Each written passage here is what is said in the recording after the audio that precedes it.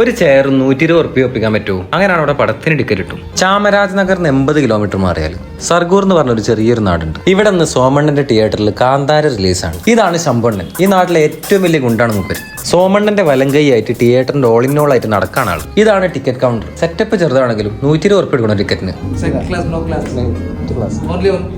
ഇവിടെ വേറൊരു പ്രത്യേകത കൂടി ഉണ്ട്. ടിക്കറ്റിന് എണ്ണവും കണക്കൊന്നുമില്ല. ഹൗസ്ഫുൾ ആയാലും ഇവിടെ ടിക്കറ്റ് കിട്ടും. ബാക്കിയുള്ളവർക്ക് ചേരട്ട് ഇരുന്നോ നിന്നോ എങ്ങനെ വേണമെങ്കിലും കാണാം. ഇവിടെ പ്രൊജക്ടർ റൂം ഹാൻഡിൽ ചെയ്യുന്നത് ശമ്പണ്ണൻ തന്നെയാണ്. ഞങ്ങൾ അങ്ങോട്ട് കയറിയപ്പോഴത്തേക്ക് ഇന്റർവെല്ലായി. ഇന്റർവെൽ എത്ര ടൈം ഉണ്ടെന്ന് ചോദിച്ചപ്പോൾ ശമ്പണ്ണൻ പറഞ്ഞത് താഴത്തെ കടലയും ബിസ്ക്കറ്റ് വിറ്റ് ഞാൻ ബാക്കി ഇടുന്ന. എന്നാ പിന്നെ അതുവരെ താഴെ എന്താ നടക്കുന്നത് പോയോക്കിയപ്പോൾ അവിടെ കസാല കളിയാ. പോയോക്കെ എനിക്കും കിട്ടിയൊരു കസാല.